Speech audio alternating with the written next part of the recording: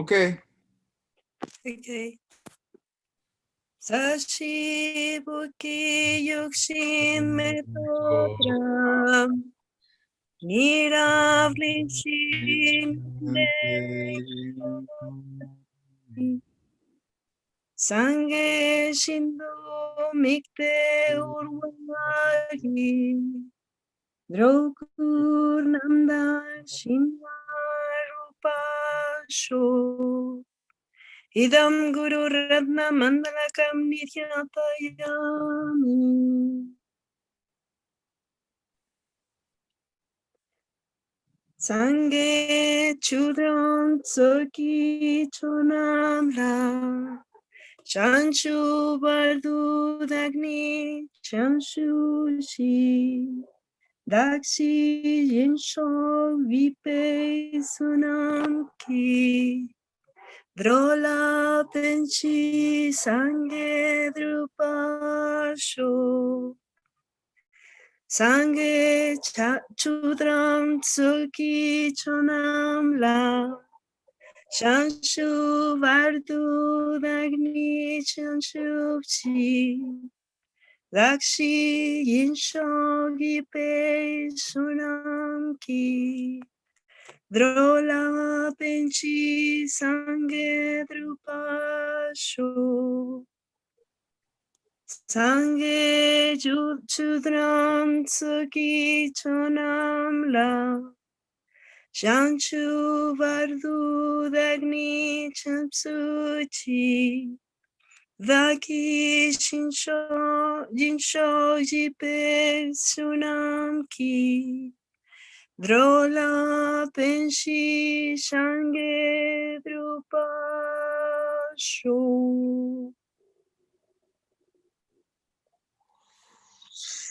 Shock. I just did a wedding, a Zoom wedding.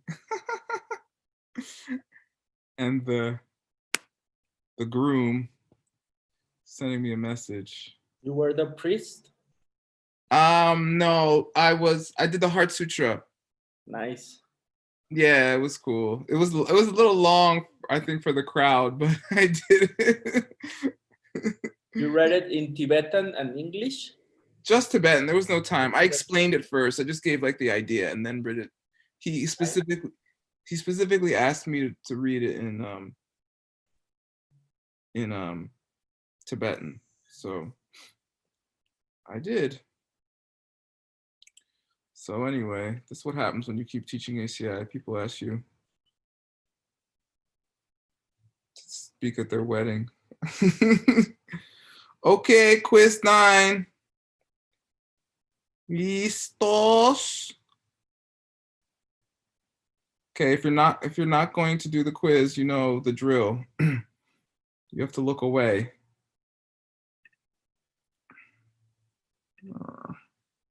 Here we go. Okay.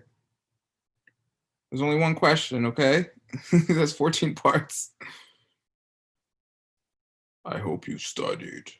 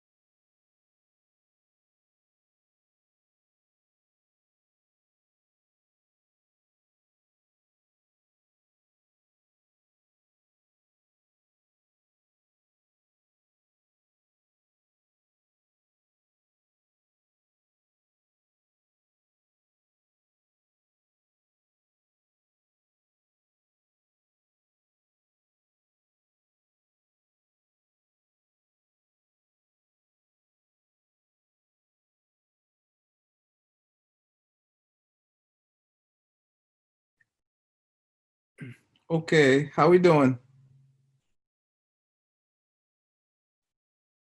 ¿Acabaste?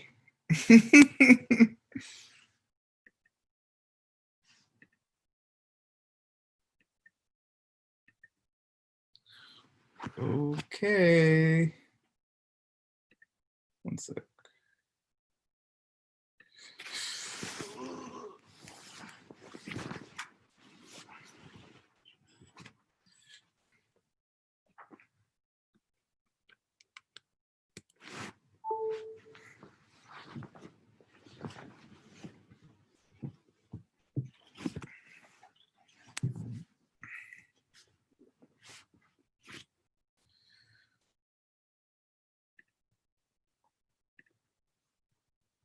Okay, so we're going to start class now.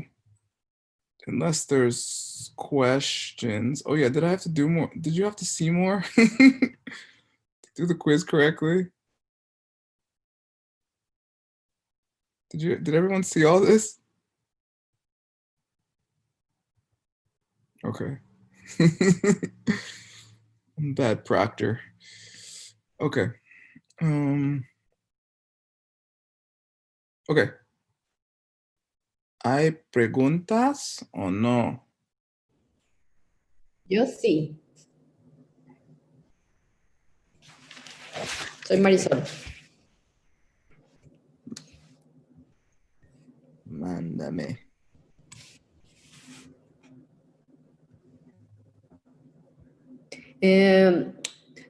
¿Tú lo puedes traducir, Alex? ¿O es Aldo. como que no es medio... Yo te traduzco, Marisol.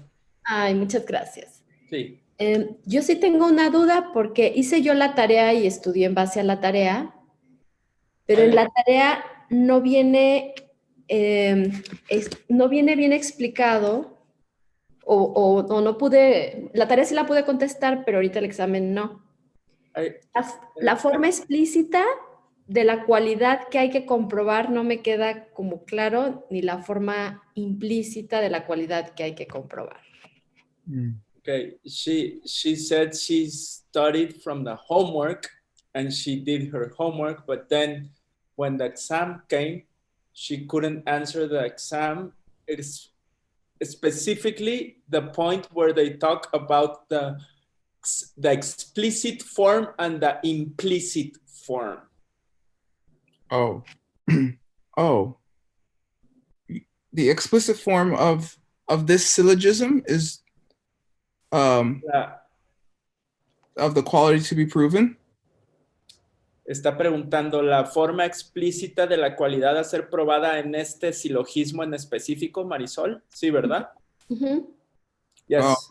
Explicitly, we're saying it's a changing thing. And then implicitly, we're saying it's something that lasts only an instant. That's it. Aldo? Rivas is translating. Oh, Yeah. okay. Sorry. Yeah. Y entonces la postura que se niega también sería lo cambiante del objeto. So, lo no cambiante. So the posture that we are negating is the changing part of the object. And I told her, no, it's the unchanging part. Oh, yeah. The position we're denying is that it could be unchanging. La posición que estamos negando es que pudiera ser no cambiante. That sound is unchanging. Que el sonido es no cambiante. Eso es lo que se está negando. And the quality that we're denying is that it is Okay. unchanging. Perfecto. She says, perfect.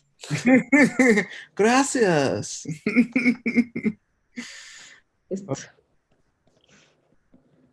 Muy bien. ¿Entiendes, Marisol? No, pero está bien. No. Let me explain again, okay? Es fácil. Es que sí estoy confundida, un poco. Okay, es fácil. She says she's a bit confused. Sí. The subject of this is sound. Perfecto, entiendo bien.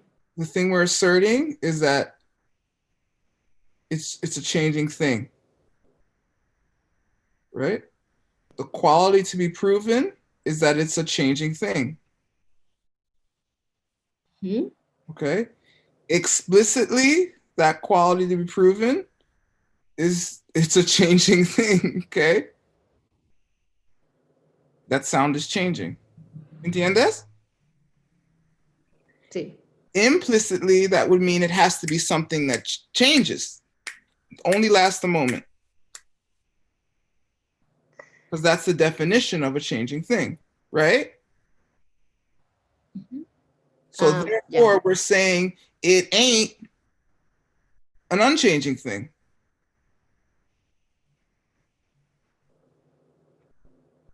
Right? Because we're trying to prove that it's changing, therefore we're denying that it could be unchanging.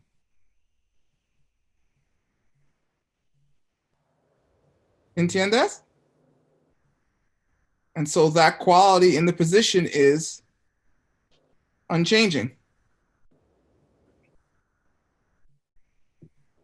That's it. Okay. Take Aldo. He's Mexican. We're going to prove he's Mexican. Explicitly, we're saying he's a Mexican person. Implicitly, we're saying, well, he's someone who was born in Mexico. The position we're denying is that he was born, he's anything but a Mexican. And the quality that we're denying is the fact that he is not Mexican. That's it. Make sense? Ya, ahora sí. Okay, I hope that helps. Okay. Gracias. Are 2, 3, and 4 assertion, quality, and explicit form always the same thing? Or would there ever be an example where those would be slightly different? I don't know. I don't necessarily know, but I mean, they could be worded different, but they should all refer to the same thing. Okay. Yeah. Because I mean, some of these things can have we're doing very simple debates, but some of the wording could be it could become very difficult, right? Yeah. But in our very simple debates, it seems to just repeat itself. So I understand your question. Essentially, these three should be close or equal, right? The only difference is, this should be close or equal. And then this should basically give you the understanding of why this is so, right? Like implicitly, you have to understand that to be Mexican means you're born in Mexico or something, or you live in Guadalajara or whatever, however that is, and so forth. Right? Yeah. Cool. I have a question word. Oh no, Aldo's question. What is it? Like yesterday, I made this syllogism I was playing. So I was like, consider Aldo. He can become enlightened because he's empty. Perfecto, sí.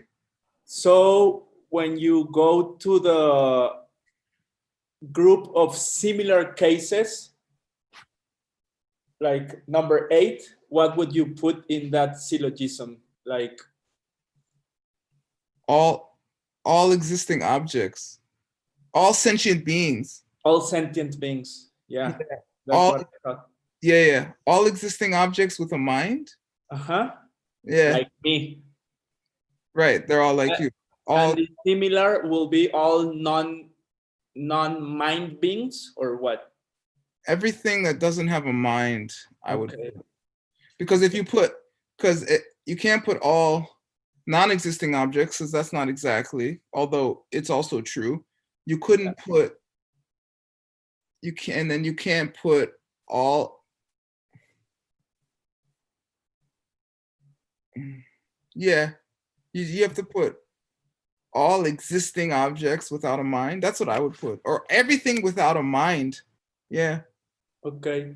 And in number 5, in the implicit form of the quality to be proven, Buddha nature. that everyone has Buddha nature. Yeah, I would say. Okay. Right? Yeah, makes sense. Yeah, I never thought about it exactly, but I would, without thinking too much, I would say that. Yeah. Okay. Thanks. That's a good one. That's the one we should be thinking about. Okay, good. Yay, you're using logic. Finally. That's broma. Just joking. Okay, good. All right, let's do class 10 because time. But I hope you all were successful in class 9 quiz. All right, woohoo! Now we're gonna talk about time. So I did study. I didn't study very well. I didn't have that much time, ironically, because I went to bed teaching and I woke up studying, and then I had to eat, okay? And then I had to do my friend's wedding. So that was all my time. So anyway, I'm familiar with the subject, but it's super complicated. During the class, Geshe was just like, I think I got it. And it's because in the monastery, you learn all 4 Buddhist schools, of which the highest school is divided into 2 parts. So that's basically like 5 different schools. And they all have different views on different subjects. So then you have to learn all these different views. So we're in the Sautrantika school, which in Tibetan is Dodepa. Say Dodepa. Dodepa. Yeah, Do means sutra. De means collections or something. Pa means those guys, the ists, right? Sutrists. Or the ka at the end is the same as like ist. Anyway, it just means the same exact thing, sutrist. So so it's hard. You have to know all these different views. I don't know all these views by heart by any means. You know, I focus on Prasangika. You know, some of these monks, a lot of these monks were in the monastery since they were like 5, right? So they start memorizing when they're like, I don't know, 12 or something. And they live in the monastery until they're, you know, you finish your geshe at like, in your like 30s, early 30s, if you start when you're like 12. So their whole life, they're steeped in this stuff. So I have not been. It's been about 10 years of study. And so I'll do my best today, but you should listen to the class as well. And you'll get the basics. All right, we'll definitely finish the homework, okay? All right, so here we go. That was my disclaimer. Okay, so we're gonna talk about the 3 times. What does that mean? So, tusen namshak. Tu means time. Is Leah here today? She had more fun things to do on a Saturday, I'm sure. Not us, okay? Tusum. Tu means time, sum means the 3. Namshak means we had it already in this class, but you might not remember. It means presentation, right? Nam literally means aspects. Shak means to like put forward or present. So anyway, what are the 3 times? Without looking at the screen.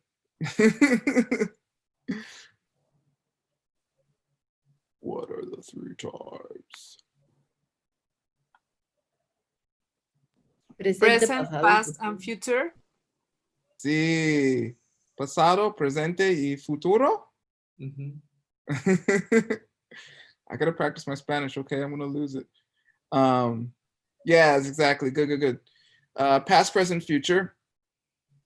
And it's a big thing, right? I mean, if you get spiritual at all, people are always talking about the now. Always be in the now, the moment, the present moment. And it's true, you should be in the present moment, because otherwise you're gonna miss a lot. Yeah, there's nothing wrong with that. And if you study that stuff even a little bit, you realize that your idea of the past and the future has some problems. And that's what this whole class is about. The different problems of thinking of the past and the future in the way that you probably think about them, okay? And then how does the past and future actually exist and present? And how does that affect your life? And then how can you use that to get enlightened, all right? Always stick that last one on the end. If you're not doing that, sticking that last one on the end, the enlightenment part, then you're missing out, okay? There's kind of a joke about being in the present moment. Pabunka Rinpoche, he's like, if that's as far as you go in your practice, is just to be in the present moment, without trying to get enlightened in the present moment, he's like, you're just like a cat or something. Like even cats can be in the present moment waiting for a mouse at a mouse hole, right? So next life you'll just be a cat or something, okay? I don't know if that's true, but that's the joke. But anyway, once you're in the present moment, you should use it, okay? Use it to help people because of your Buddha nature. Okay, so we did Dodepa, and if it wasn't bad enough, it's bad. This is all very hard. There's 5 schools basically, and those 5 schools actually have different schools within those schools, okay? And it's overwhelming. It's so much information, but Geshe mentions that. So in this presentation, it's the Rikpe Jejong presentation. So Jejong means to follow after. Rikpe is logic. This Y, Leah taught us last night. It just means, it's de in Espanol, right? Casa de Aldo. This Y is the de. It just means those who follow logic. It's called the genitive case. I know you don't care though. So this is part of the Sutra school, okay? And so there are 3 times, yay! There's Depa, which is a different Depa from this Depa, okay? But there's no way to tell because the Tibetan's not written here. This is the same Depa in Nyangle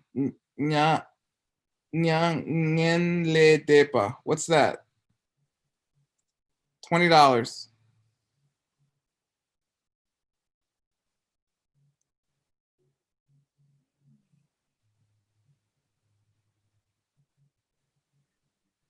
Okay, for no money, beyond all grief.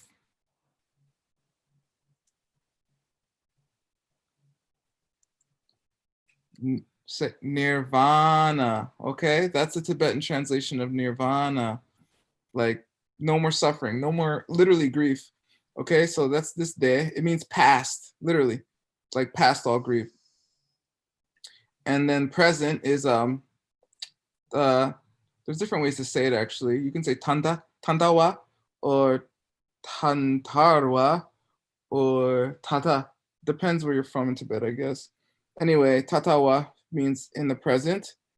And then the future is maungpa, which is a cool word. It means it not come. It didn't come yet. Okay, maungpa.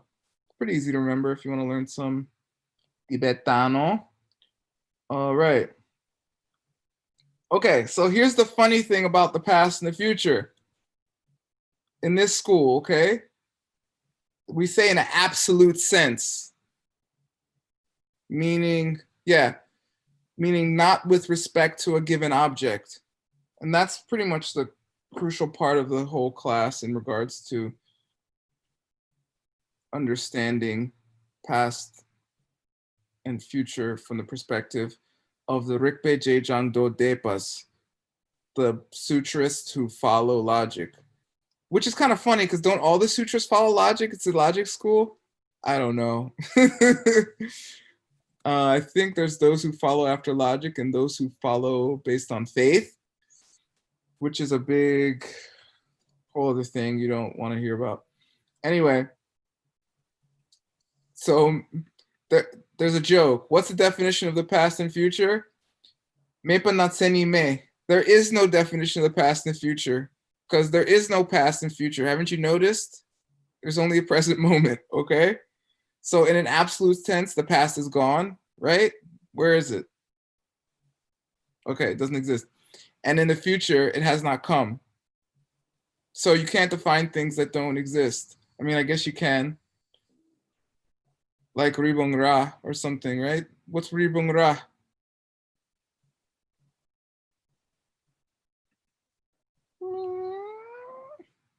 Horns of the rabbit.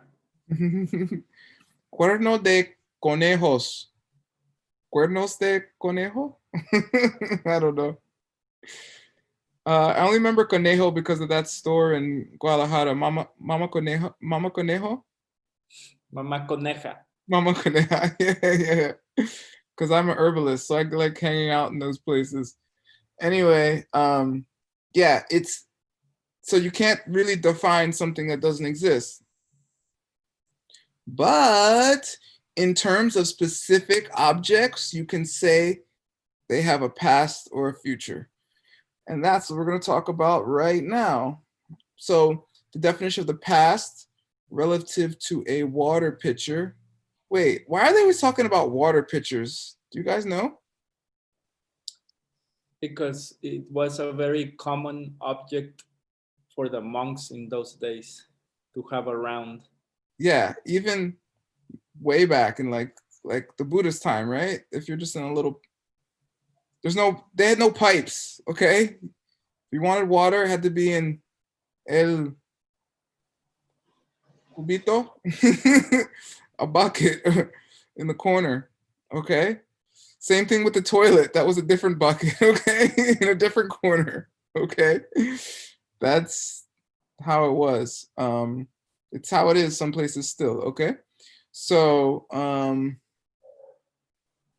yeah, that's what they're always talking about. They're always talking about water pitchers and pillars because there was a pillar to hold up the house and there's a water pitcher for the water.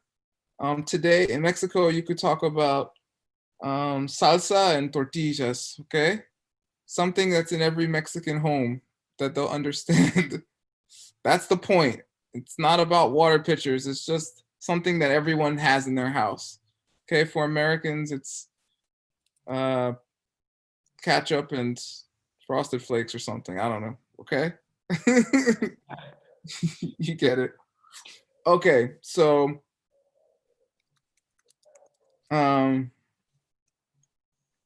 okay, two requirements are necessary in order to define the past. The past can only be defined relative to a specific object, okay, that exists in the present moment, such as a current water pitcher. So that's all that's saying is in relation to a specific object, it had a past. Okay? So by the time of the current water pitcher, right? The one you're looking at now, we'll just say iPhone, right? Everyone has an iPhone or some smartphone. By the time of your current iPhone, right? Not the old ones, not the past ones.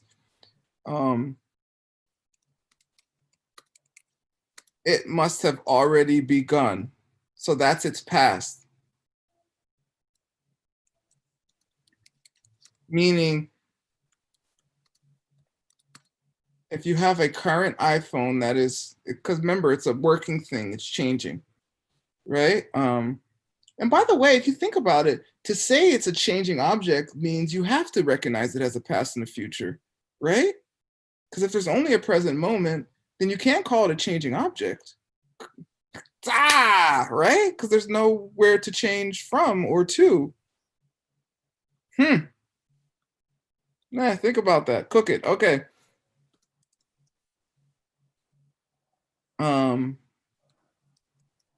So the definition of the past relative to the time of water pitcher is that time which has already begun by the time the current water pitcher exists. So it must have already, and which has already stopped by the time of the present water pitcher, right? So it had to begin before and already stop before the other this water pitcher happened. You have to say it like that because it's a changing thing. It just basically means there was an instance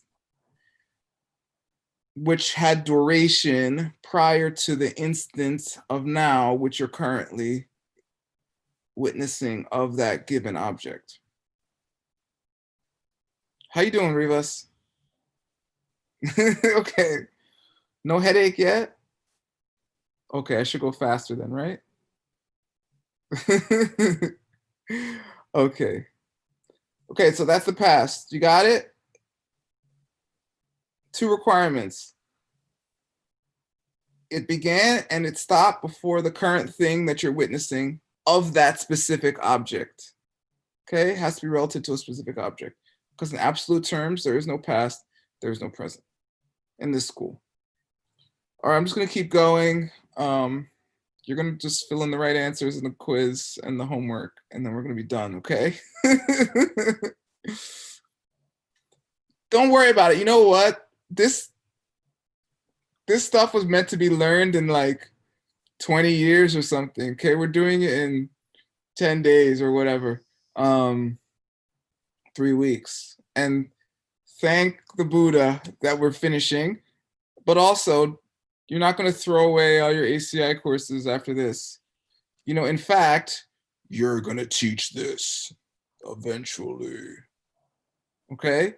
And even if you're going to teach a formal Zoom class or whatever, you're going to teach your hijos and hijas or nietos, nietos, or whoever, okay? Just in a skillful way, you know, don't be like, well, if think about water pitcher, then, you know, if you start talking about water pitchers, people are immediately going to shut down. I know because I see your face. Okay, more about water pitchers, okay? The definition of the present relative to a given water pitcher. Okay, so, okay.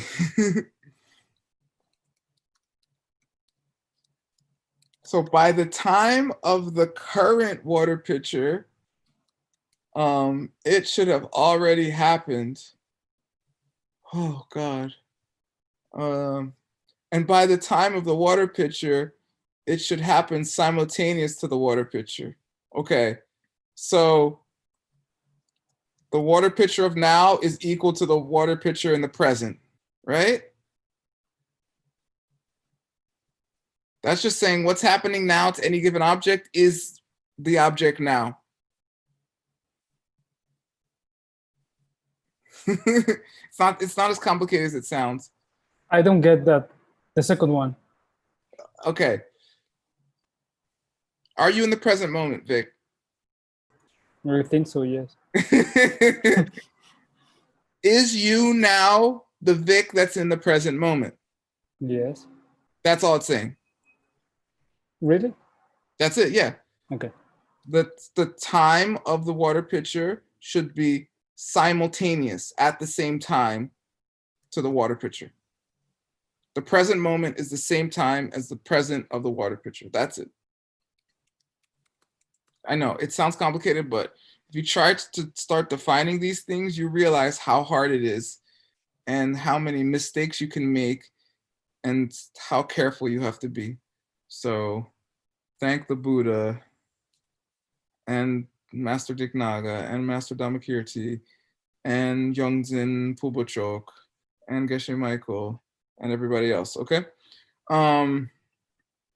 So yeah, and the first one again, so by the time of the water pitcher, the current water pitcher, the present should have already happened. Is that right? Oh my God. Sorry.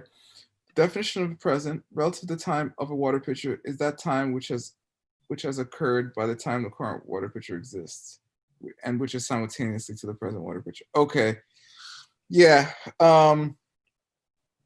So the time which is occurring at the time of the current water pitcher and simultaneous to the present water pitcher is the present. Woo! Okay. I told you it was hard. Just read it a million times. You know, in the monastery, these little kids, they just make them memorize this stuff without understanding it. And then like 8 years later, they debate it and they get it. So you're that right now, okay? You're just gonna memorize it and write it down. It's gonna plant a little seed in the left part of your brain, and in 20 lifetimes, you're gonna be a geshe like, the present time of the water pitcher is simultaneous with the present time now, which has already occurred. That's the water pitcher. Okay? And you're gonna forget all about me in this class, thankfully. Okay, so the definition of the future relative to a water pitcher, okay? Here we go. I'm not even doing Tibetan, okay? You could read it if you want. By the time of the current water pitcher, right? It is in the process of beginning, okay? And process is the key word here. Why is process the key word? Because it involves it's changing, no? Right, and it has not happened. Process means it's about to happen. It's because it's a cause of something in the future. You're both right, but even more bear down is you can never say the future has happened. You can only always say that thing that's about to happen, right? Because you can't be in the present moment talking about the future. Unless you're Marty McFly. Or a Buddha. Yeah. Oh yeah, by the way, in the debate ground, you always say, yeah, not Buddhas, okay? We're not talking about Buddhas. Because none of this matters for Buddhas. If I was a Buddha, I would not be studying this course. I'd be in bliss somewhere, you know, omniscient in bliss, doing everything but logic, okay? Actually, what's a nickname for a Buddha?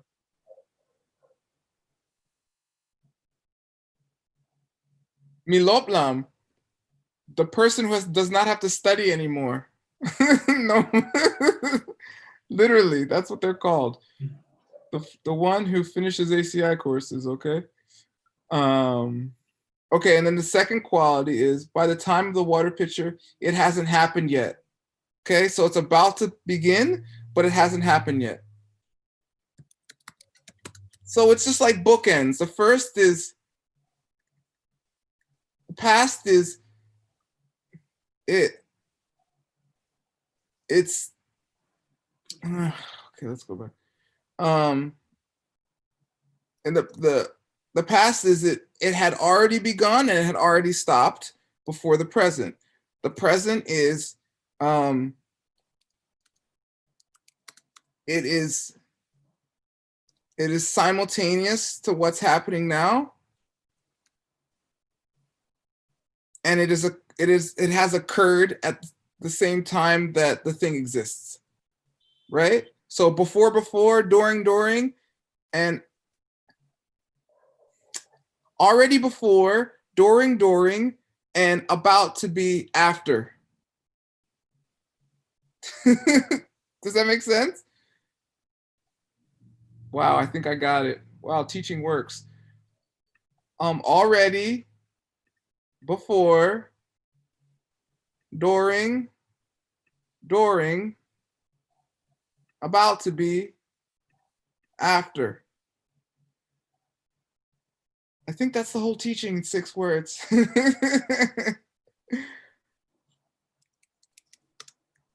Okay. I'm just gonna keep going because although I like you people, I don't want to spend my whole Saturday talking about this. All right, let's go.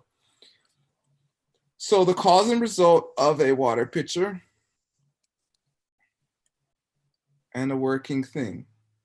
Don't say and a working thing. It should just be parentheses working thing, I suppose. Anyway, maybe not. So the cause of water pitcher.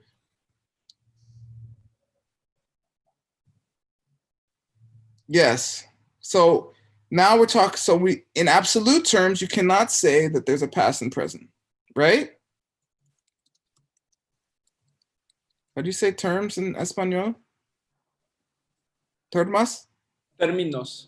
Términos, okay. So in términos absoluta, no existe pasado y futuro. ¿Entiendes? Okay. Pero in terms of a specific object, you must say it has a cause. I mean, if there truly is no present, excuse me, if there truly is only present and no past and no future, in the sense,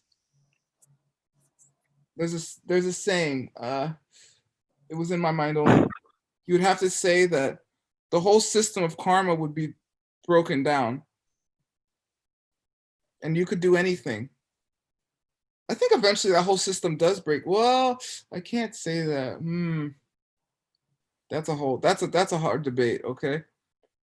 Because you have to say cause and effect is coming from your seeds too. And that gets tricky, right? Because if cause and effect is coming from cause and effect, then isn't there a cause for no cause and effect?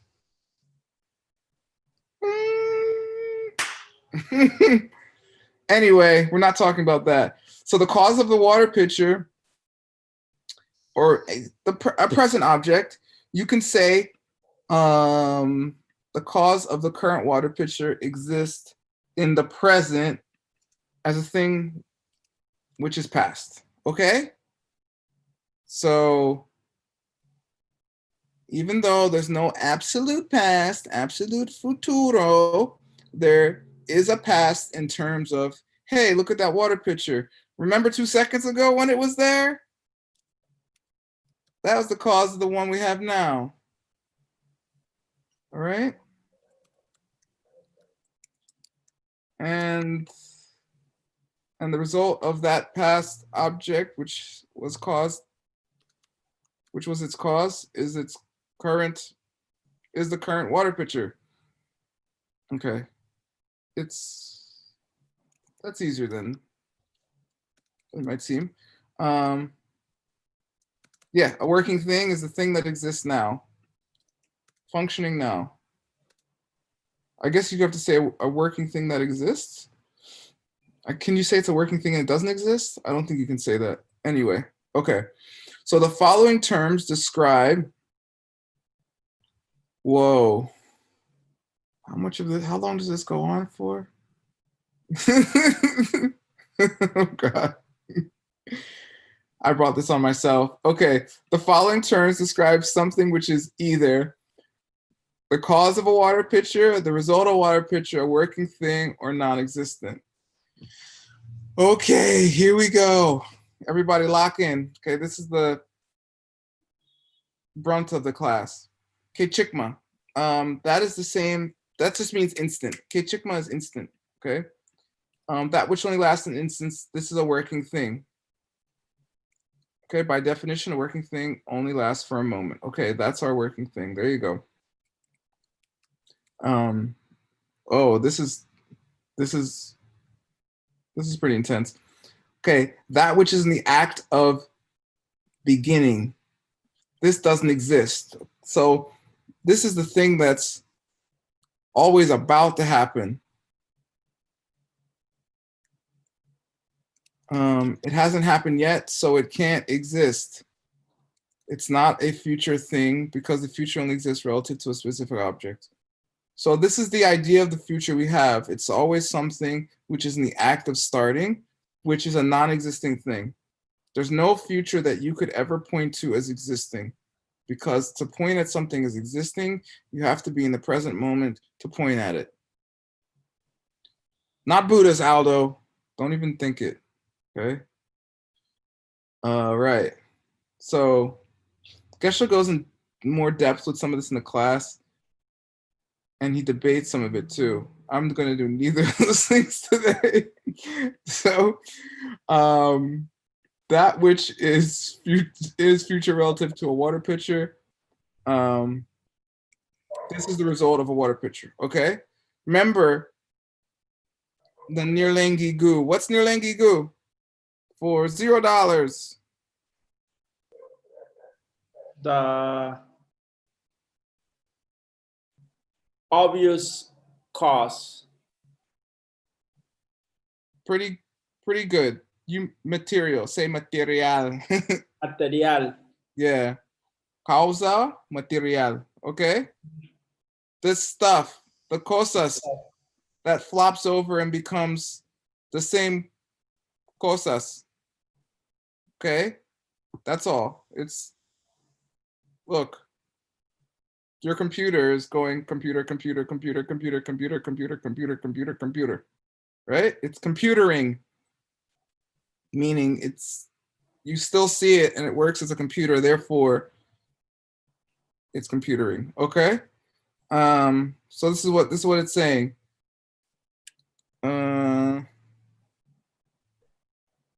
The thing that flops over and becomes the next moment of your computer is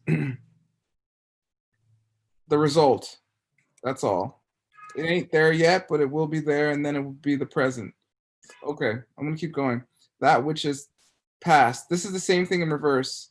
So the thing that made your computer still be a computer a second ago. That's easy.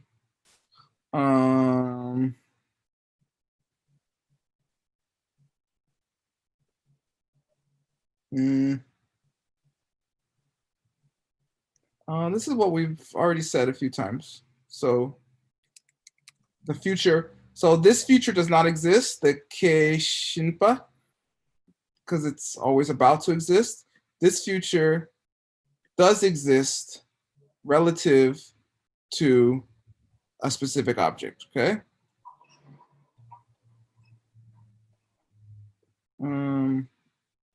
Okay, you got that.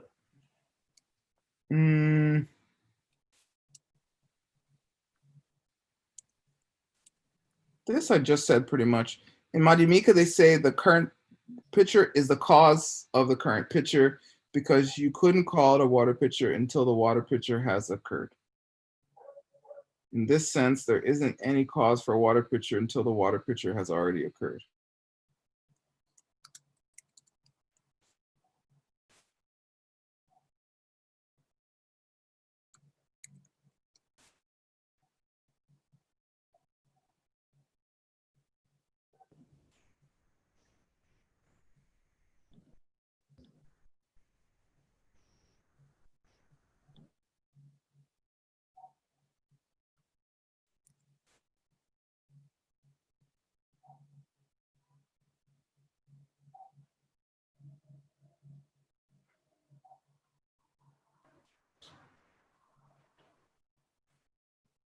Where's word?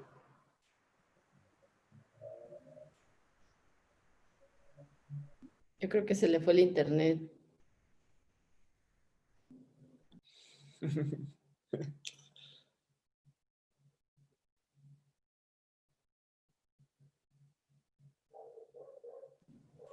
Pues ha de ser mala semilla, ¿no?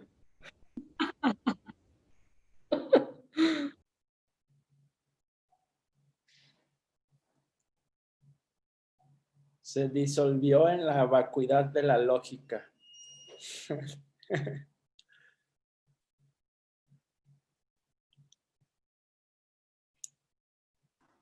You stopped existing for a minute. Apparently. It's casi word. My computer's acting. My computer stopped computering for a second. Did I lose anybody? Is everyone still here? Okay. I'm just glad the whole meeting didn't drop. Sorry, my battery's acting weird or something because I was on like 15%, then it was like, meow. Okay. We're still live on YouTube. Yay. Okay, let me open this again. The demons don't want me to teach you about time, but I will not be stopped. Okay, here we go.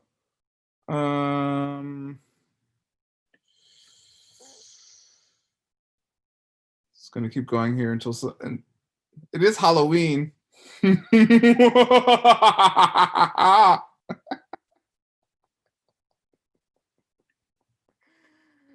Maybe a spirit is here. I'm sorry. I'm all giddy from finishing this course. That which is the past of the water pitcher, it's the same thing as the future, but reversed, okay? It's just the past relative to that thing, that water pitcher. That's it. Okay, you already got that. And then this is the opposite of the Ke Shinpa. Jik means to destroy. It comes in Jikten, which means world in Tibetan. The destroying thing.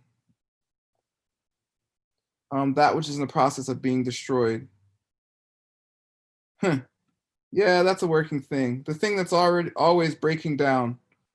That's also you, by the way, if you didn't notice. Okay, how we doing? Not that bad, not that bad. Okay. The four schools view of time. Woo, let's do it. The high school of Buddhism says that all three times, past, present, and future, do exist and are working things. Okay. So now in the monastery they say change hats. Okay. So this is our Sautrantika hat. Okay. So now I'm wearing my mind only hat or my Madhyamika hat. Okay. It's actually the same hat. Okay. But the point is, they say you have to know what school you're in. If you're in mind only class, which if you're very brave, you can come to my mind only class in the Mixed Nuts. You have to think like a mind onlyer and drop all that Madhyamika stuff about no kunshi. Pff, yeah, right. Of course there's a kunshi. Madhyamika. Who thinks they have the ultimate view of reality? Mind only people or Madhyamika people? Both. Exactly. Who says, what do mind only people say about the Buddha's teaching about Madhyamika?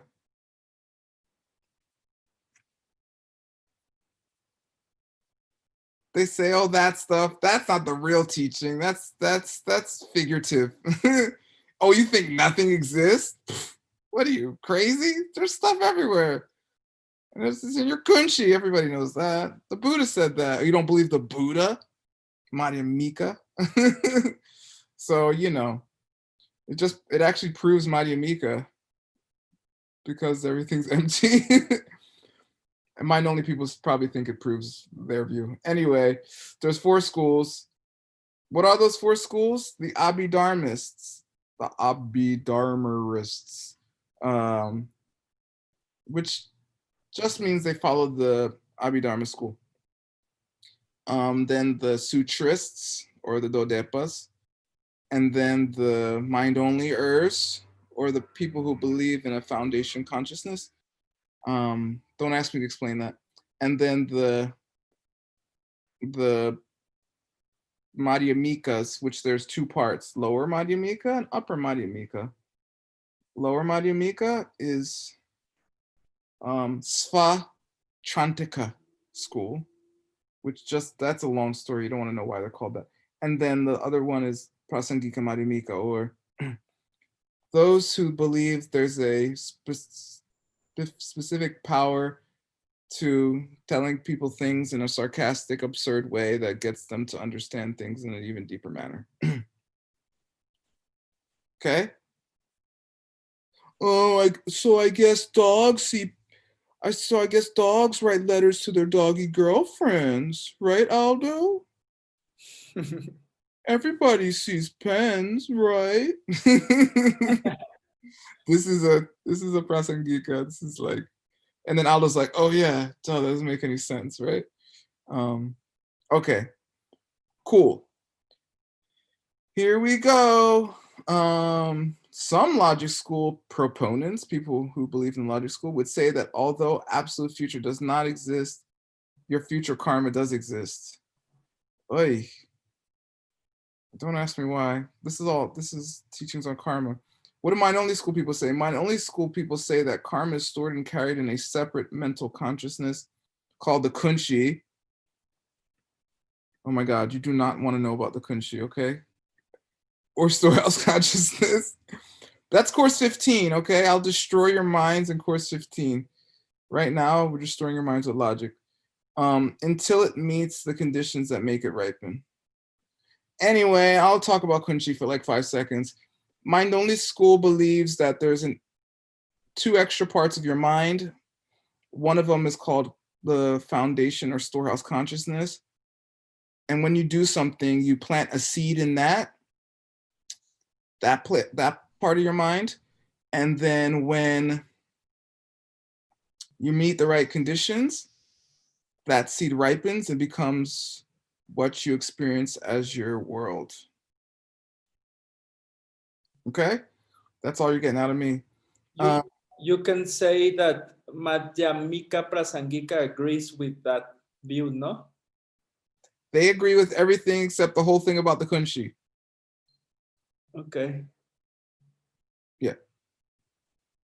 Yeah, they agree. Yeah, they agree with pretty much everything the mind only school says, except that there has to be an extra part of your mind.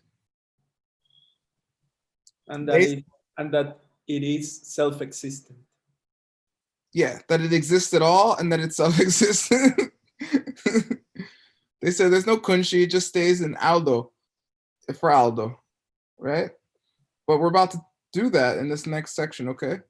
And then the Abhidharmists, which just means the foundational school of Buddhism, says that karma stays in your 5 heaps as they travel forward in time. And we did the 5 heaps in class 3 on cause and effect. If you don't remember, we'll review tomorrow, okay? And then lower Madhyamika would say that seeds created by your bad deeds stay in your mental consciousness and it floats on from year to year in your mental consciousness. Yeah, like they like reproduce in your stream consciousness. I don't know. I'm not that learned at the lower middle way, although they study it in the monastery for like 13 years or something crazy like that. Yeah, Geshe studied it for a long time. Okay, I'm gonna keep going. Yay! So now we put back on our Madhyamika hat. Okay, and now we're going to talk about their view of time. So this is like the wrong look. What's wrong look? Horns. No, that's Ribung Ra. Oh. Good try though. Wrong look is what we believe, right? The Buddhist pedagogical system is divided into 3 sections. The guy comes out and says something crazy and we're like, nah, and we blow him away. And then we say, actually, the right answer is blah, blah, blah, blah, blah, blah, blah. And then the guy comes back like, nah, and then we blow him away again. Bah! Okay? That's called Shenlok Gakpa, Ranglok Shakpa, and Zopa Pongwa. Okay? So here's our Ranglok. Here's the part that you're supposed to remember about time, okay? The rest you can forget until you have to teach this course. That's what I did. The Madhyamika Prasangika school says, and this is the school of the pen, right? That karmic seeds do not stay in your mind stream, okay? Rather, the karmic streams are carried in you. This is Aldo's question or comment. They are carried in a person as a projection in the projected person. Whoa. That's crazy. Right? So this is talking about seeds. How are seeds kept in the mind? And therefore, how do they ripen? And therefore, how is there a you? And how is there a you that sees yourself as you over a period of time? Whew.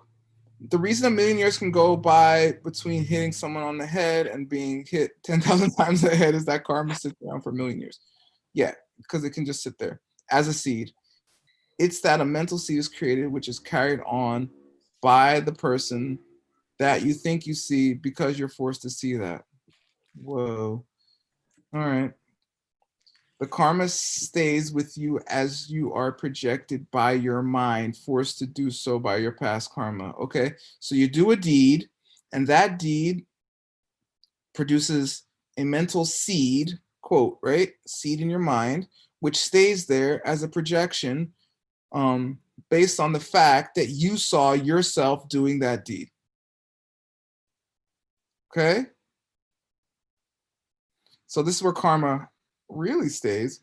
A karma of the past can still affect you because the mental seed is planted in you as a projection of your own mind. Yeah, it is carried in your projection of yourself as you move through time, as you continue to project yourself in those karmic seeds.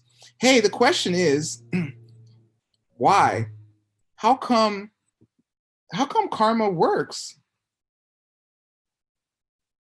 And I think karma can only work like this based on the fact that you see yourself as a you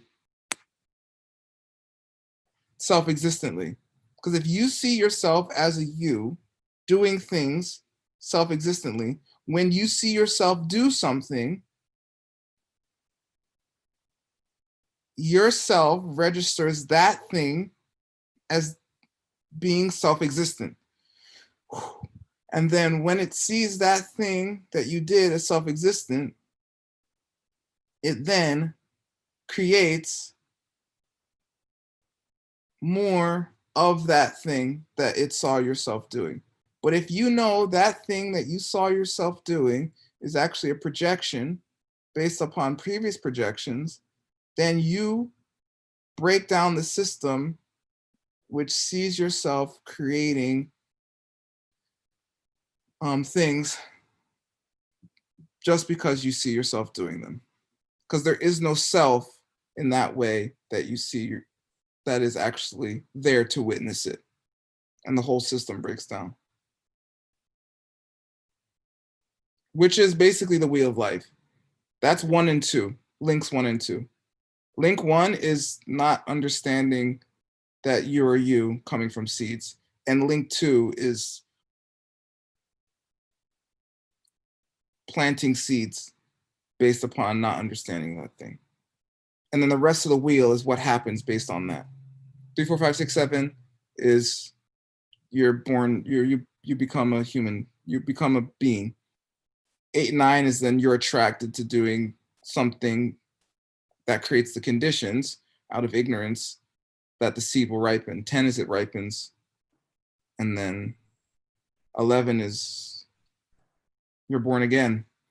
And 12 is you live and die. You age and die. And that's the whole wheel of life in 5 seconds. Yay! Okay. But I have a question. Oh no. So just when I thought it was safe. So you are implying that the Buddha is not experiencing his own seeds because he's not in the wheel anymore? Teacher. I didn't say that. Okay. I said I believe the Buddha has zero misconception concerning the nature of the him or her, right? Or they, they who's experiencing what they're experiencing. So when the Buddha does something, The Buddha's actually a they. You know, the Buddhas are like androgynous, right? They it's perfect. When the Buddha experiences their self as doing a deed, they do not incur they incur seeds, they create seeds, but there's no suffering with the seed because there's no ignorance with the seed. It's the ignorance with the action that creates the suffering. Because who cares? But they are still experiencing seeds. Yeah, they definitely experience seeds because they experience seeds. They just don't experience ignorant seeds. Okay. They wouldn't like grasp and like self-identify to them. No, there's no self-identification. Yeah. Like the thing you just described makes it sound like the perpetuation is like that your karma ripens, you act, and you like perceive that as yourself, so you keep it going. Yes, you perceive that as a self that doesn't exist. Because there is a self, right? I'm here, I'm teaching you, you're there in New York, kind of learning stuff because I'm not really teaching that well. But we do have selves, right? Yeah. But we just don't have the kind of self that, I mean, if you're kind of being like me, that thinks is there. A self that is not coming from,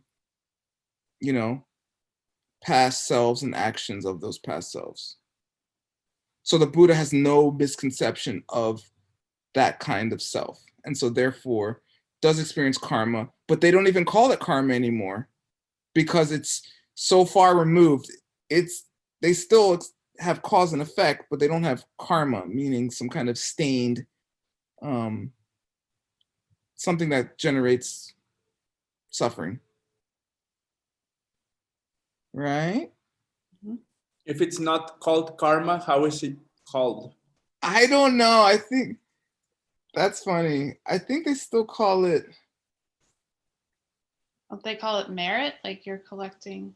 That's true. They do call it merit. I think maybe they just call it virtue or something. Virtue. Gewa. I'm not exactly sure the verbiage they use, but I've heard Geshe say many times they don't call it karma. I don't remember exactly what they would call it in Tibetan. But definitely virtue, right? Sunam Kitsok and Yeshi Kitsok, the collections of merit and wisdom. Okay. Barbara has questions in the chat that I don't understand. 1 second, Barbara. Let me finish. You don't want to stay here too long. Trust me. Too much of this is not good for you. For anybody. I'm joking, but you do want to give yourself time to assimilate these kind of hard ideas. Okay. Oh yeah, here's Aldo's comment. Madhyamika Prasangika accepts the mind only's description of how karmic seeds are planted and are carried through replication, which I believe Geshe talked about in course 5, and then ripened by meeting the appropriate conditions. However, Prasangika does not accept that a separate consciousness has to be posited, put forward for storing the karmic seeds. The seeds simply stay in you as projected by your karma. If you don't understand that, join the club, neither do I. Okay. I mean, I kind of get it. I mean, it's hard. That's a hard thing.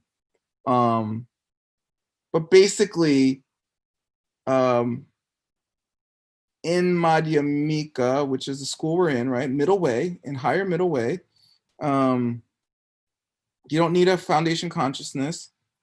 Your karma is a projection projected by you and in you, as you. Okay? That's all you're getting from me, okay? Oh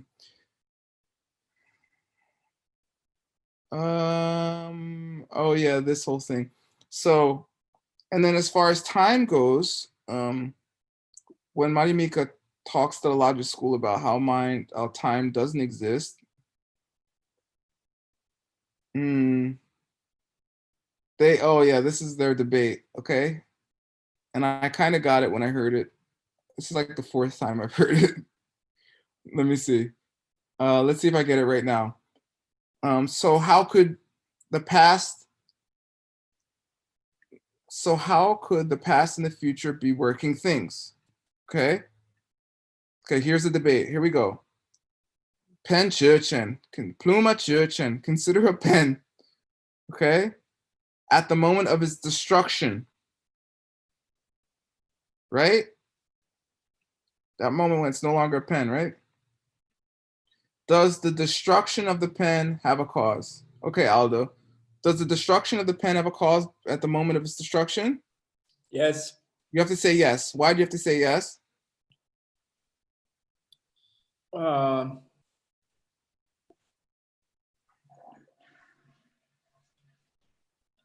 Because it's a working thing. Exactly. You have to say yes. Okay. Because by definition, a working thing is also a cause or result. Okay, that's also class 3. We did that. And it's a changing thing. Yes, exactly. Changing thing, working thing, same thing. And cause and result are synonymous with changing thing or working thing. Things that have causes, things that are causes and things that are results must be working things or changing things. Otherwise, they could not have causes or results. Okay, or could not be. All right. So consider a pen at the moment of destruction. Does the destruction have a cause? Aldo says C. And I say, and does that past pen which is destroyed have a cause? Aldo. Yes.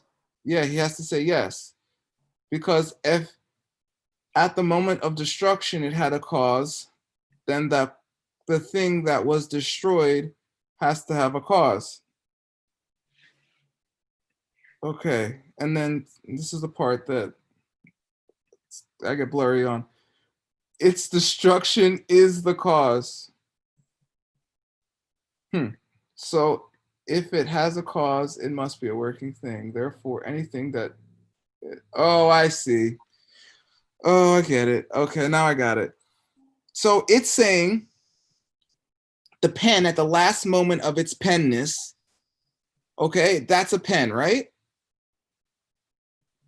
So at the last moment of its penness, the pen was a pen, and that was the cause of the next moment of penness, which happened to be no more pen. Right? So a working thing, the previous moment is always the thing that creates the next moment. Correct? So even the last moment of that pen has to be the thing that creates the destruction of the pen. But how can you call it the last moment of the pen if it's no more a pen?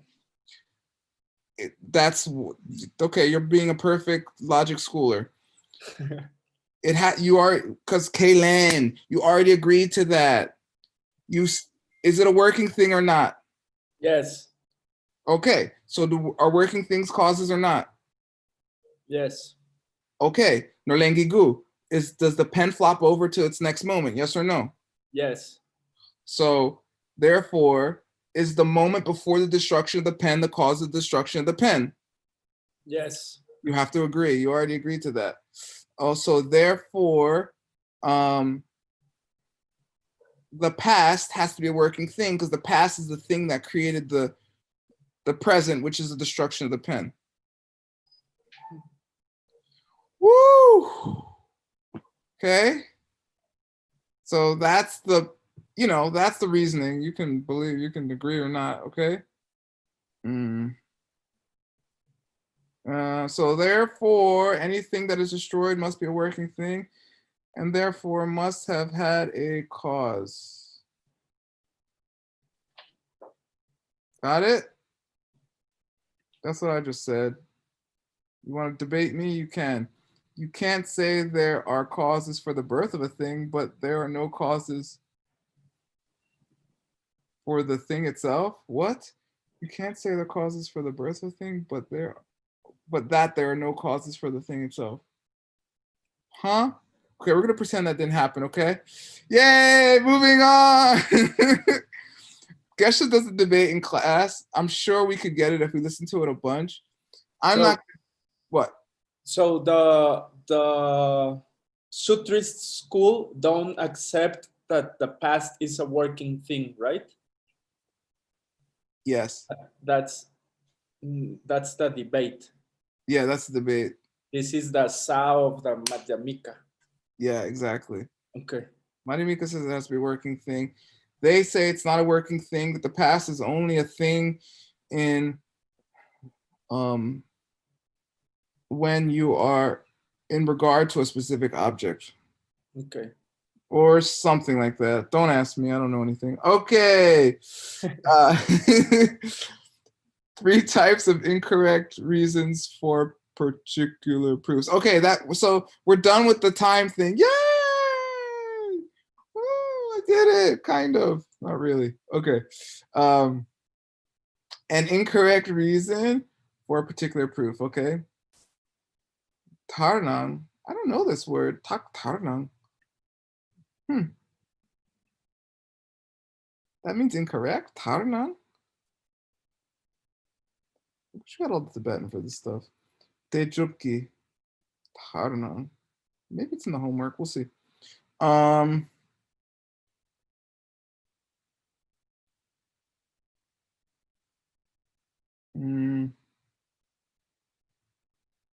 Okay, here we go. Here are the 3 types. The quality you're trying to prove totally contradicts the reason. Okay, that's easy. For example, sound is not a changing thing because it's made. Okay, this is the debate me and Sunam had the other day, which I knew was wrong, right? But that's the fun of debating, okay? Geshe Michael's Lama, Ken Rinpoche, supposedly, well, he's like the best debater in like 100 years or something in Tibet. And Geshe says you couldn't argue with him about anything. Even if you were right, he would still prove himself correct. So debating is not necessarily about being right or wrong. It's just about exercising your mind such that you can think clearly, okay? Okay, anyway, you definitely don't want to use, I wouldn't want to say, take Aldo, he's from Norway, therefore he's Mexican, right? Because being from Norway is basically the exact opposite of being a Mexican, okay? Maybe Iceland, I don't know. Who's the opposite of Mexicans, Aldo?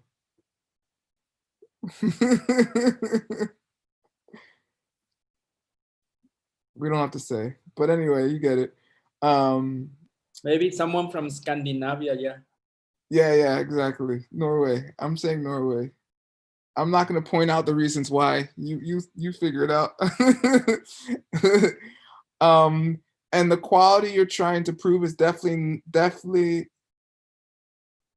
it's not definitely proven by the reason, okay?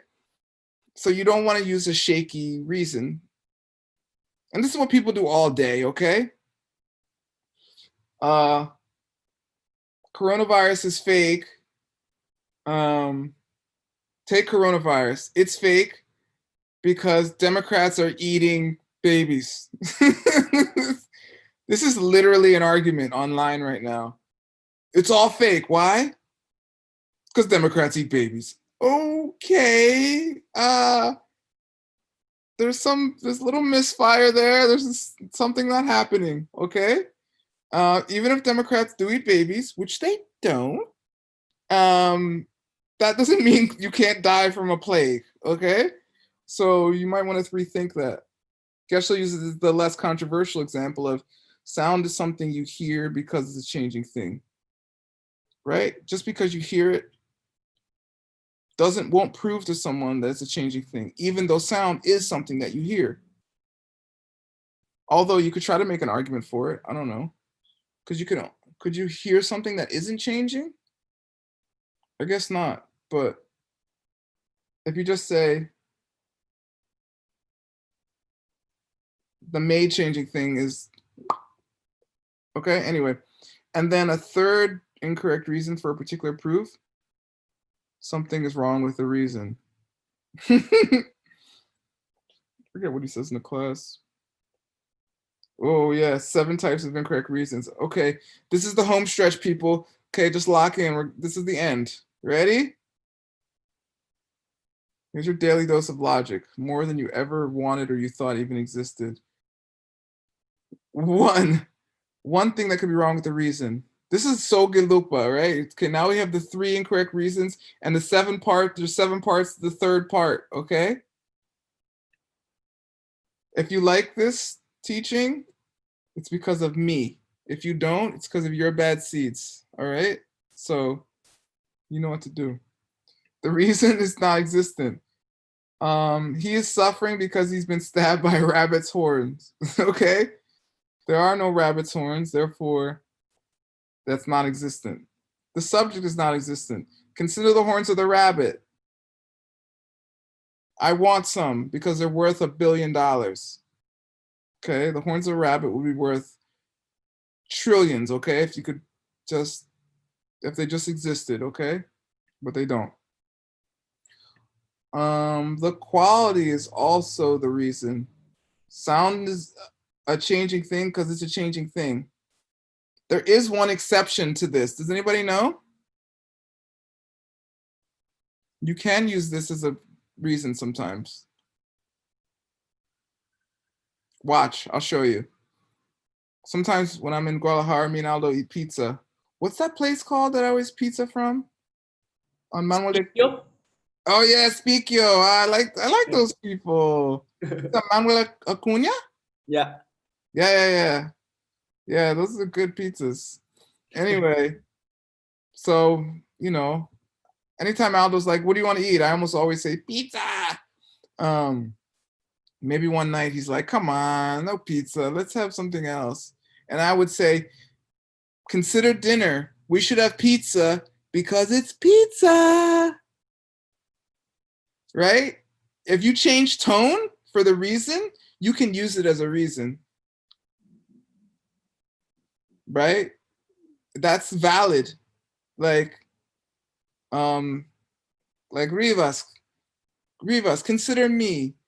No, Rivas, we should hang out. Wait, no. Wait. Yeah. Consider me. You should hang out with me because it's me. Come on, it's me. Right? So this tone change reflects something that you cannot really necessarily write down that actually is saying something implicitly that is deeper than just the words, right? So that's why it's sometimes valid. Okay, you should know that. And I just taught you it. Okay, good. The subject is the reason, right? Consider sound. It's a changing thing because it sounds. That doesn't, unless you change tone, doesn't mean anything. And the subject is a quality to prove. Consider sound. It's sound because it's changing. Okay, that's not gonna work. And then, and by the way, these all seem ridiculous and you're like, okay, when's this thing gonna be over? I just wanna be done with it. But you're doing stuff like this in your head all day. Consider the pen. It's not it is self-existent because it's a pen. Look, pen's right. Look, it's just a pen, right? Consider my boyfriend. He's a I don't know what next Spanish curse I can use. He's a I can't use any of those words. Consider my boyfriend. He's such a blank because he's a blank, you know. That's just how he is. Consider Aldo. He's an a-hole because he's an a-hole, you know. Right? That's not really a reason, okay? It might feel like one, but it's not. Okay? Okay, the reason does not apply to the subject. Sound is a changing thing because you can see it with your eyes. That doesn't make any sense, which is the whole point of this class. Part of the reason is incorrect. Trees have mind because at night their leaves curl up and go to sleep. Okay, this is a big argument. Many people are going to say trees do have minds. In Buddhism, they don't believe that. They think trees are like crystals. If you stimulate them with stimuli like electricity or light or certain movement, then they'll just react, right? Like the light gets less, like it just, it becomes fall, otoño, then the trees in this neck of the woods in this area start to lose their color, change color because of the change in light, right? Wow. Finally.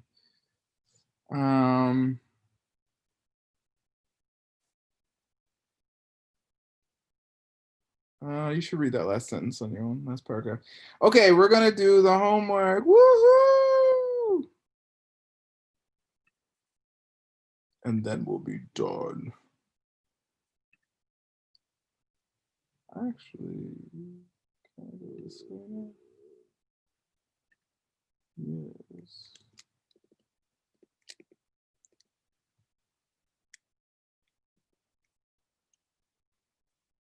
What? Whoa. Oy vey. All right. We're going to do this in 16 minutes. Regardless of what happens, I'm done in 16 minutes, okay? All right. Number 1, give general definitions for past and future according to the part of the sutra school known as those who follow logic, okay? That's what we did in class. And it's a trick question. There are no definitions because those two don't exist, okay? Easiest question ever. Trick question. So I'm going to keep going here. Give the definition according to this school of the past relative to the time of a particular object. Okay. Wait, hold on. Okay, good. The definition of the past relative to the time of a water pitcher is that which has both already begun by the time of the water pitcher and already has stopped by the time of the water pitcher, right? Remember, it just had to happen before and couldn't be going on while the present thing was going on. That's all it's saying for any particular object. Right? We went over all that a bunch. According to the same school, the following terms are synonyms. Synonymos? Okay, for each of the following. Cause and result of water pitcher, a changing and a changing thing. Huh. I think he left. That's interesting. Oh, I see. That's what he did. Okay. So here we go. You just have to know these. This is multiple choice. That which is the future for a water pitcher. Okay. That's the cause.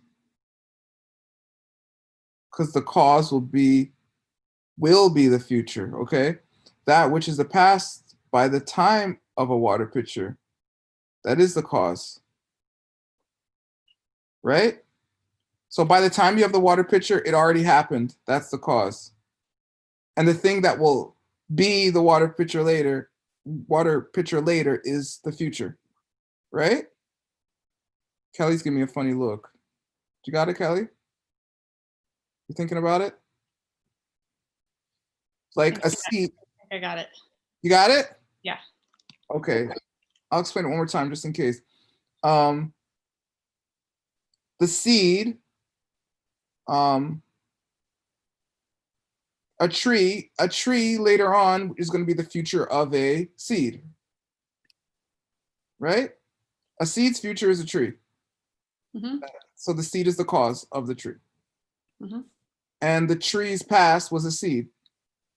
So the cause of a seed, the cause of a tree is the same as its past. Got it. Okay. Woo! Okay, we're all learning here. That which is the future by the time of a water pitcher is the result. By the time of just means in the present. So the thing that is going to be a water pitcher is its result. Right? Okay. A changing thing is the same as a working thing. That's easy. That which is in the process of ending, right? The instant by instant until it's destroyed, right? That's also a changing thing, also a working thing. That which is the past for a water pitcher. Wait, that's the result? Hold on. That which is, oh, that which is past.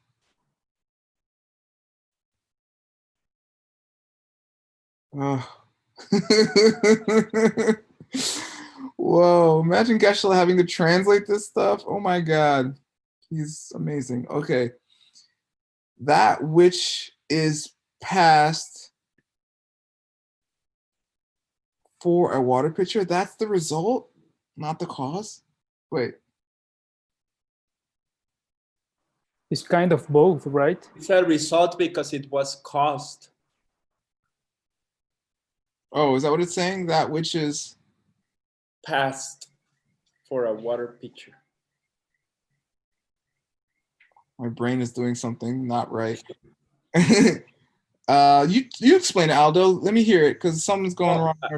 What I think that I'm not sure is that it is a result because that past for a water pitcher was caused as well, so it is a result. Okay, but so I don't know if I'm right, but that's my take on it. Okay, my brain isn't doing something funny. The languaging, which I'm sure is very hard to translate, is like missing something in my head. But just remember two for that one. Something which only lasts a moment is a changing thing. And that which is future relative to a water pitcher, yeah, that's the result. That's easy. That which is approaching the past, it's the same as a thing that's perishing, right? A thing that's ending. Yeah, changing thing. That which is past relative to a water pitcher. See, this is what's confusing me. What's the difference between this one and this one?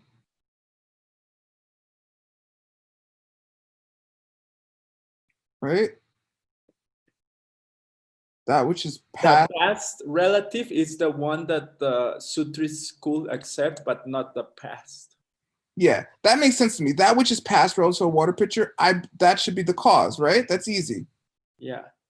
But then why is that which is past for a water pitcher not the cause? I don't know. Because, okay, so if you have the result is that which is past for the water pitcher? I don't know. It doesn't make sense to me. But I don't know. That's what it says. It's either a mistake or I have no clue. It's probably I have no clue. Okay. And then that which is in the process of being destroyed, that's a changing thing again. And that which is approaching destruction, that means the same thing. That's a changing thing. Okay. So we'll all have to cook this one. Maybe I'll get it by tomorrow. Maybe I'll call Ben Kramer. He knows all the answers. Okay. What do, generally speaking, all the following have in common according to this school? That which has stopped, that which has been destroyed, that which is about to begin, and that which is in the act of beginning, and that which is about to begin. I think Geshe repeated this one twice, that which is about to begin. Yeah. Anyway, according to this school, none of these things exist. Okay, it's another trick question. This is just saying past and future. Okay? Oh my God. No! It never ends. Give two senses in which the consequence school, which is in the English translation for Prasangika, the highest kind of middle way school, says that the past is a working thing. Oh my God, this is what me and Aldo just did. Okay, I'll read it, and then if we don't understand it, I'll explain it. A past water pitcher, for example, is a water pitcher which has been destroyed. Check. Everyone agrees that the destroying of a water pitcher must have its own causes and conditions that make it happen. Check. It is contradictory then to say that destruction or past thing which this destroying itself brings about could not have its own causes and conditions. It would be like saying the birth of a thing has had its causes, but not the thing. Yeah, okay, that's what me and Aldo just did. The past has to be a working thing because it caused the thing, even though the thing is now gone. Okay, that's all. Easy. And then in the case of karma, we can say that the karma produces a result even when it is past. This is because even though the original karma does not remain for millions of years until it produces its result, it does have a karmic seed or bakchak. Bakchak is just a Tibetan word for seed. In the person, as this person is projected to exist by the person's own mind under the influence of karma itself. This group says that the failure of all other Buddhist schools to accept that the past is a working thing in the same way they accept that it is ultimately due to their failure to accept that nothing exists through any nature of their own. Whoa, okay. We also explained that in the class. What it's saying is that the way that karma exists in your own mind is based on the fact that it's a projection, just like everything else. That's it. All right, if you just wrote that, I'd give you 100, okay? All right. Last one, I think. Name the 3 general types of incorrect logical statements for particular proofs. Those that contradict the reasons, right? Like not changing and being made, that's contradictory. Those that are indefinite, just because you can hear it doesn't mean it's changing, okay? And those that are inaccurate. Oh yeah, there's 7 of those. Remember the 7 we just did? I'm not going over them. Consider sound. It's a changing thing because it's sound. Okay, I'll go over them. Remember? That's the one of using subject as a reason, right? Yeah, you can't use subject and reason as the same unless you change tone. You can't use assertion, reason as the same. You can't use a non-existent reason. Yeah, you can't use non-existent reason. And a non-existent subject either. Exactly. You can't use reason that's non-existent. You can't use a subject that's non-existent. You can't use a quality that's also the reason. You can't use a subject that's also the reason. And you can't use subject as a quality to prove. Right? These are all. You Here can't. By quality, they refer is the same as assertion, right? Affirmación. Is that how you say it in Spanish? Yeah, assertion. How do you say it in Spanish? Don't you say affirmación? Afirmación. Afirmación. Afirmación. Okay, my accent was on the wrong thing. Good. And then, yeah, and the reason does not apply to the subject or the part of the reason is incorrect. Those are the 7. I reviewed them even though I said I wouldn't. Yay! Yay! Okay, so tomorrow we are going to finish this course, the whole thing. Okay, so I'm going to try to go outside for like the last hour of sunlight or something because I'm becoming a troll.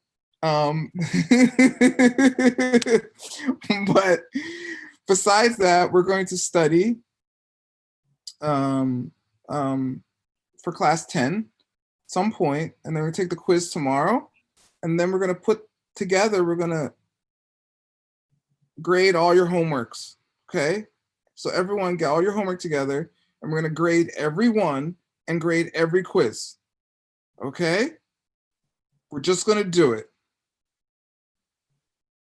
And while we're grading everything, we're going to review everything, because to grade everything, we're going to have to review everything.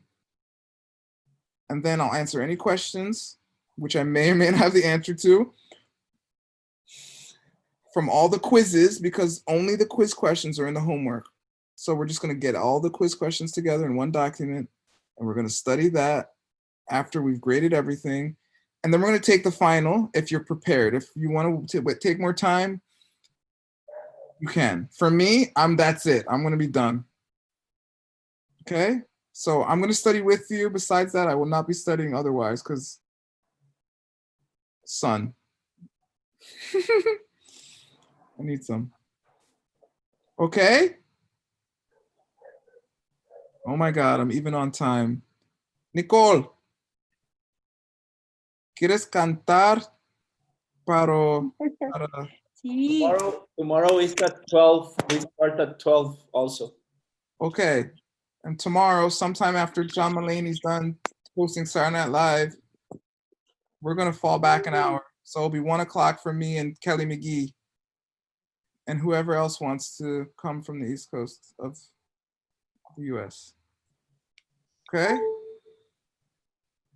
Here we go. Only once or no?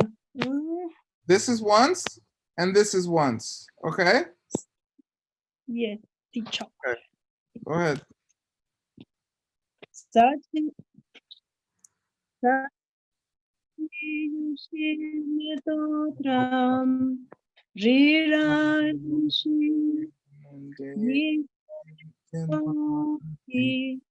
Sange Shindu Yokum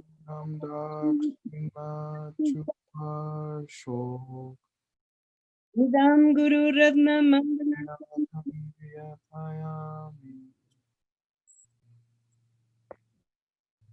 Yevadiji Suna Suna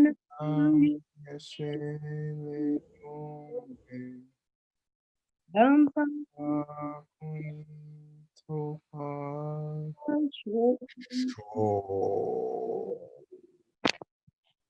Oh. Okay. Thank you, Word. Oh my God, it's exactly on time. Thank you, Rivas. Gracias por la traducción. Yeah, Rivas. Gracias, Rivas. Gracias, Ward. Gracias, chicos. Gracias a Gracias todos. a todos. Gracias a todos. Gracias, Ward. Gracias, gracias. Bye bye. Okay. Okay, adiós. Gracias.